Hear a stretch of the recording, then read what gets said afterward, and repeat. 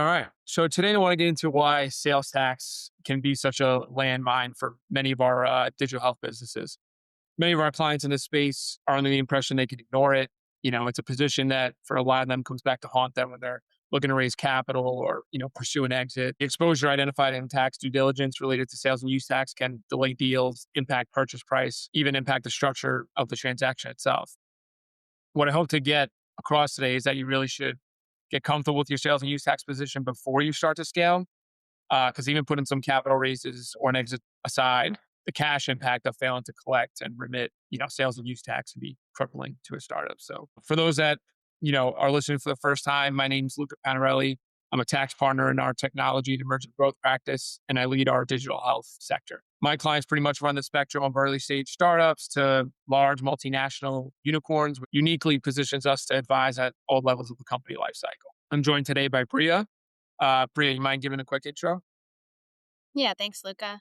I'm Bria Boylan, a tax supervisor in our state and local tax group, and I lead sales and use tax within our technology and emerging growth practice. Like Luca, I work with companies at all stages of growth to help navigate sales tax and use tax considerations and manage their obligations as they scale their businesses. Great.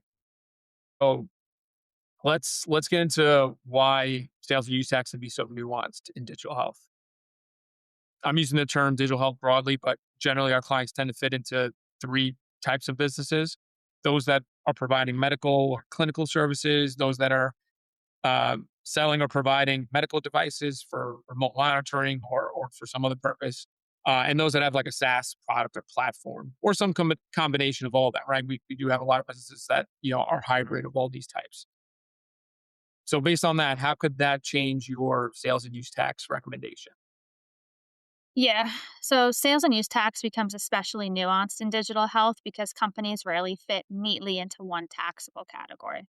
Some companies deliver clinical or medical services, which are generally non taxable in several states. Others offer SaaS platforms, software, and applications, which may have a taxable in many states. While many businesses operate hybrid models that combine software, information data, medical devices, and/or clinical and medical services all under one offering or one nominal price. Each of those components can be taxed differently from state to state. When they're bundled together, as they often are in subscriptions or care pathways, a single taxable element can make the entire charge become taxable unless the company carefully separates or documents pricing. On top of that, you often have an MSO and PC structure where the PC's clinical services and the MSO's technology or administrative services may be taxed differently for sales and use tax purposes. When you layer in telemedicine and distributed users of platforms and software, companies can create multi state nexus and end up with a highly fact dependent tax profile. So, depending on whether the business model is primary clinical, SaaS, or a hybrid of both, the business analysis and often the tax outcome can vary significantly across states. Right. So bundling, right? Not to sound like an insurance commercial, but bundling is one of those areas that one of those types of revenue lines that we see a lot. There's a ton of like telehealth companies that are, providing access to a platform or some combination of providing drugs and access to medical data. So how does bundling all of those types of services together impact how a state is going to like analyze the taxability of that revenue? Yeah, so bundling becomes a tax concern because states generally divide these transactions into two sets of guidance, right? There's a bundled transaction, which are known as circumstances when two tangible objects are combined for one nominal price. Having two tangible products sold together where one product is subject to sales tax and the other is not results in a business either having a transaction that is completely tainted because of the taxable item, for which businesses must maintain records to segregate taxable and non taxable portions of the package price, and requires that the value of the package taxable contents cannot exceed 10% of the total value of the package. In some states, this can still be up for interpretation as to how the value can be determined, such as is it driven by cost, value, etc.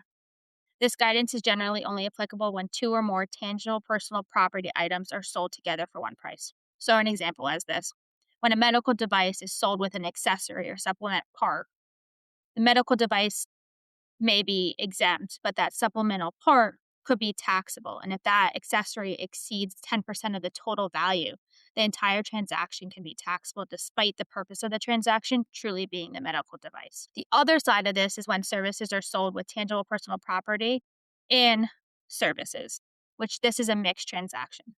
Similar to bundled transactions, some states may apply an all or nothing or de minimis concept, when other states may consider what's known as the true object. What this means is that when a single subscription or fee includes both a service and another service or tangible personal property elements like SaaS, medical devices, and other non taxable elements, such as clinical services, the state may treat the charge as taxable unless the components are clearly and separately priced. So even if 80% of what the company is delivering is a non taxable medical service, the inclusion of that taxable software feature, remote monitoring device, without separately defining these can effectively taint the entire bundle. We see this in digital health companies often, and they fall into a trap because the product experience is intentionally integrated. But sales and use tax rules do not focus on how the customer experiences the product. Rather, they focus on what is being sold, how it is described, how it is invoiced, and how it is defined in a contract, terms of service, website. That is why subscriptions, care pathways, and MSOPC arrangements need deliberate structuring and documentation to avoid unintended taxability. Yeah, I mean, it's probably the nerd in me, but the subjectiveness and the gray area around all of this is one of the things that I think are unique to sales tax, right? Where you may not have similar, um, you may not have such like a large range of gray in other areas of code, but it's what makes it exciting because it's really where we can deliver the most value, right? It's really where we can come in and interpret. And to your point, the bottom line here, I think, is that it's important to understand these nuances early on. When you're setting your pricing terms, when you're drafting your first invoices, when you're really setting up the business, structure and revenue cycle, initially. Um, that's where you want to make sure you understand all of this to avoid so many unintended consequences later. And I think you also want to understand where you're going to be operating jurisdictionally, right? Because that could change the answer as well, right? Yeah, exactly. If you do not understand these nuances before you set your pricing structure, you can very easily create a tax result that was never intended to be created. States look closely at how you present and charge for your offering. So early decisions around how you're bundling, what your subscriptions look like, what is included in your device, and the MSO and PC revenue flows can ultimately determine whether something is fully taxable, partially taxable, or not taxable at all. And you're absolutely right about jurisdictions. Where you operate, where your users are located, where the clinics are licensed, where your employees are working, and where your technology is accessed can all change the tax answer. Two identical offerings can be taxable in one state, exempt in another, and partially taxable in a third. That's why aligning pricing, product structure, and your geographic footprint upfront is critical. It is significantly easier to build a compliant model early on than unwind what's already been bundled, mixed, or missourced during due diligence and audit internally or under a state audit. I guess to further that point, where sales tax is unique compared to some other tax types is that it's a trust tax, right? So maybe just explain a little bit. What does that mean, trust tax? Yeah, so exactly as it sounds, the states trust the business to properly collect and remit the tax to the state effectively. And they can hold the business as well as owners and officers personally liable if they don't collect and remit properly. Yeah, I think that's one of the what'd you say moments that you often get from clients when you mention that because they're not used to that, right? Usually, LLCs and C corps they'll provide some type of protections against that type of thing, against general liability, right? And sales tax is you know combined with the fact that most digital health businesses will think it does not necessarily apply to them. Hearing that, I think, is what gets us off the ground a lot of times. But definitely an important point to make note of that. Executives can be held personally liable for sales tax for failing to treat it properly. And I guess, related to that, let's talk about how we typically would get our arms around a situation where, businesses may have already started operating. Maybe we're getting brought in very late to the game. And so how do we get them compliant? What suggestions do we typically have? And, how does that treatment vary state by state? Yeah, so for telehealth companies that are already operating across multiple states, the most reliable approach is to start by establishing a clear baseline. We usually think about this as a three-part diagnostic. First, we map where the company actually has nexus. I guess let's just 1 second on that point, because nexus is one of those terms that we throw around a lot, and often is very confusing to somebody who doesn't live in our world. So I guess it can mean different things to different tax types. But what does it mean for sales and use tax? Yeah, of course. When we're talking about nexus for sales and use tax, we're referring to creating substantial activity in a state to trigger a filing requirement and potentially the collection of that sales and use tax. Nexus can generally be established in two primary ways: physical nexus and economic nexus. When we talk physical nexus, that's referring to having any measure of physical boots in a state: your headquarters, payroll, property, 1099 contractors, trade shows. If you're traveling for business purposes within a state. And just to point out, remote employees do count as this. Then there's the economic nexus side, which is referring to exceeding a certain threshold for sales or transactions in a state. The threshold is generally around $100,000 of sales or 200 transactions on an annual basis. All states that have a sales tax have defined a dollar threshold, but not every state has a transaction threshold. Many states who formally adopted a transaction threshold have since amended this to solely the dollar threshold, and it's really just to level the playing field. So, moving on before I go off on a tangent on nexus establishment, once we understand where nexuses exist, the next step is to build a state by state taxability matrix by reviewing what the company is selling compared to state tax law, because every state treats the components of digital health differently and often very inconsistently. From there, we like to compare what the company should be doing versus what they are actually doing today, right? Where are they registered? Where are they collecting tax? Where are they filing? And where there may be gaps. Once that picture is clear, the recommended path is usually a mix of prospective compliance and cleanup. That may mean registering in states where Nexus already exists, configuring systems correctly going forward, and addressing any historical exposure in a strategic way. So what is that for historical exposures? What does that mean? How do we tend to address that? Yeah, often voluntary disclosure agreements or VDAs where they are appropriate. And what that is a VDA allows a company to proactively approach a state, typically on an anonymous basis, to disclose past activity. In exchange, the state will usually agree to limit the look back period and waive penalties, which can significantly reduce historical exposure. It is a process that requires an application or a request. The state will review and either accept or deny based on that application. For companies that have been operating in multiple states without realizing they had Nexus, VDAs can be a very effective way to clean up that past while getting compliant on a go forward basis. There may be other options and paths to become compliant, particularly in states where a voluntary disclosure may not be offered or where a business may be disqualified from participating. Yeah, and bears repeating that it is an expensive process to get cleaned up. If you have to go into all these different states and negotiate the VDAs, it's time consuming, it's expensive for everybody, not just us, from the client perspective as well. So just bears repeating, like we said earlier, like it pays to get this set up very early, so you don't have to worry about this down the road. All right. So let's get into what I think is often the forgotten piece of the phrase, but it is sales and use tax, right? And a lot of people just throw that second part of it away. So what does use tax mean? What is it? Yeah, we often see use tax be used interchangeably for sales tax in some states, but generally use tax is really comes into play when it with your purchases, right? So it comes down to purchasing something without paying sales tax, even though the item that is purchased is taxable in the used or purchased state.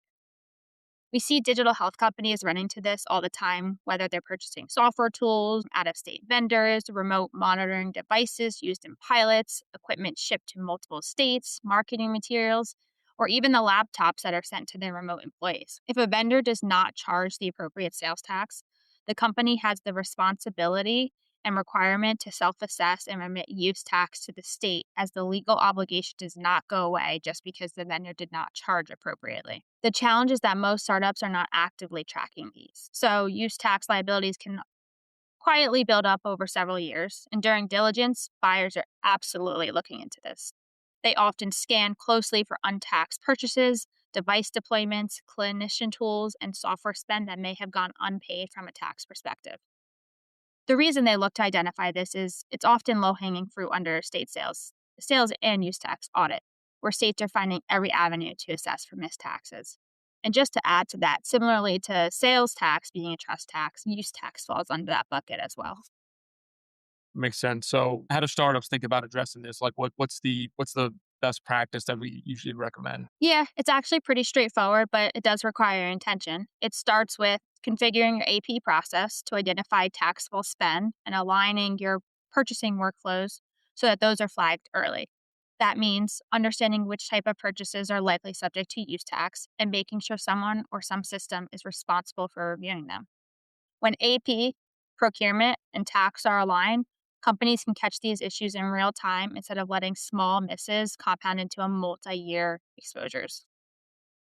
Okay. So I alluded to this in the beginning. I think we've made mention to it multiple times, but let's talk about, when a client of ours or when businesses are going through raises or, diligent, something that's given rise to a diligence event. How can sales tax impact those events? Yeah, absolutely. This is where sales tax issues stop being theoretical and start showing up directly at the deal table, right? During a capital raise or exit, buyers and investors perform detailed tax diligence reviews. Sales and use tax exposures are some of the most common findings we see, particularly in digital health, where companies often scale quickly across multiple states without fully aligning proper registrations, taxability reviews, remittances, or use tax processes. When diligence uncovers unfiled states, improper tax treatments of SaaS or devices, bundled transactions, mixed transactions, or missed years of use tax, buyers typically respond with purchase price adjustments, escrows, holdbacks, or delayed closings until the exposure is quantified and resolved. For earlier stage raises, investors may require a remediation plan or adjust valuation to reflect contingent liabilities. And honestly, I think the most frustrating part for founders is that many of these issues are fixable early at a much lower cost. But once they surface in diligence, they become negotiating leverage for the buyer. That is why having defensible nexus analysis, a clear taxability matrix, and compliant processes in place before a raise or exit is a huge value preservation strategy. Yeah, and I think that's a great point on cost. Attacking this early can save you really tens of thousands when comparing to, the early stage advisory fees where we're just like reviewing an invoice or just making suggestions on a contract structure or pricing structure, compared to having to deal with this at the 11th hour during diligence, signing up for voluntary disclosure agreements, negotiating, right? It becomes a nightmare, having to deal with it later on. For many of these clients that we're working with in this space, they're incurring losses for a lot of their time, right? When they're in those Series A, Series B, Series C funding rounds, usually they're scaling, in a loss position. And it's like we said at the beginning, they may think sales and use tax doesn't apply to them. It's this that's going to be the real main focus at diligence, right? Because the investors know that income tax isn't really relevant at this stage in their life cycle. So important to have this cleaned up and on point. So I guess in summary for us, how can Witham help the digital health company? How do we engage on sales tax? Yeah, one point I do want to highlight is that an income tax loss does not mean no sales tax responsibilities. But in short, Witham helps digital health companies get ahead of sales and use tax long before it becomes a diligence issue, particularly for early stage and fast scaling businesses. While the founders are focused on building products, improving patient outcomes, and growing their business, they are not expected to be tax experts, especially in sales and use tax. And in digital health, the rules are nuanced, they change by state, and evolve as business models evolved. That's where we come in. We partner with our clients to structure pricing and packaging correctly from day one. So bundles, subscriptions, devices, SaaS offerings, and clinical services are set up in a tax efficient, defensible manner. We perform nexus and taxability diagnostics. We advise on where and when to register, and we help select and implement the right tax engine or compliance tool based on model, volume, budget. And once the structure is in place, we support ongoing compliance, including filings, exemption management, use tax processes. We help clients who are in all different stages of their sales and use tax journey. But most importantly, we act as a long term partner on ongoing resources, helping founders navigate tax questions as their business evolves, new features launch, or new markets open. That continuity is what helps keep surprises out of diligence and protects valuation when it matters most. Well said, and thanks for joining me today, Priya. For everyone listening, if you have further questions or you could use the right resource for sales and use tax, we'll drop our info in the caption below. And thanks for listening.